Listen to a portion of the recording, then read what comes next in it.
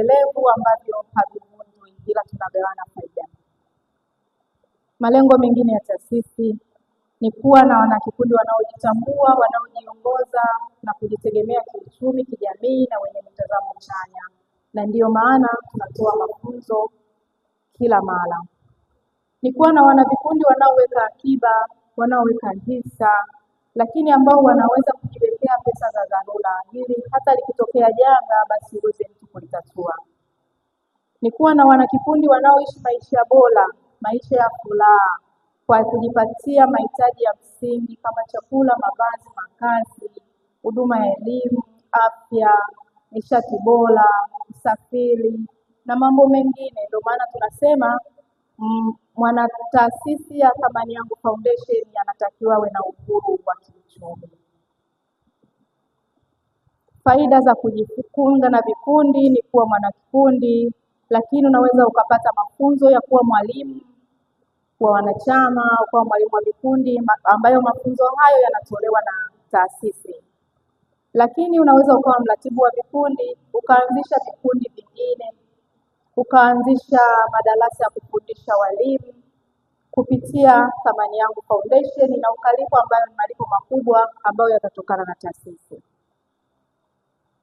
Matokeo tunayotarajia 2026, tuwe na wanawake dira wenye maono ya wazi kwa mwaka mzima. Tuwe na vikundi ambavyo vimejimarisha kiuchumi na vina miradi. Lakini tujenge mitandao imara ya kusaidiana. Ni kuongezeka kwa ujasiriamali wa wanawake katika kuchukua nafasi za uongozi. Tunatamani wanawake wawe majasiri ili waweze kuwa viongozi. Lakini tunatarajia kuwa imara kwenye familia, tuwe imara kwenye uchumi, mahusiano na jamii pamoja na mahusiano na Mungu. Mkutano huu ni mwanzo wa safari mpya ya ukuaji, ni mwanzo wa safari ya uponyaji, kujitambua na maendeleo. Tunawaalika kila mwanamke kuinuka, kujijenga na kuwa chombo cha mabadiliko katika familia, jamii na taifa.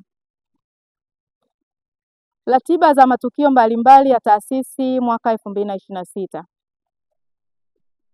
Hapa tuna ratiba ambayo ni fupi, tuna matukio machache lakini ambayo ni makubwa, ambayo tumejiwekea malengo kama taasisi kuyakamilisha ndani ya mwaka 2026. Tarehe 17 mwezi wa kwanza ni mkutano wa kufungua mwaka ambao tunaufanya leo. Tarehe 9 mwezi wa 5 mwaka 2026 tunafanya siku ya mama duniani, Mother's Day, ambao tutakuwa tunaifanya kwa mwaka 2026, ni mwaka wa 4. Tumekuwa tunaifanya mfululizo. Wangapi ambao umehudhuria Mother's Day? Tarehe 9 mwezi wa 5 tutawapa mwongozo tunaifanyaje na tunawakaribisha wote. Tunatamani tufanyie sehemu kubwa ili tuweze kushiriki wanawake wengi.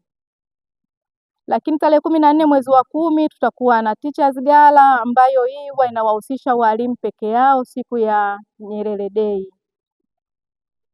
Tarehe 9 mwezi wa 12 2026 tutakuwa na Charity Day ambayo tunarudisha kwa jamii.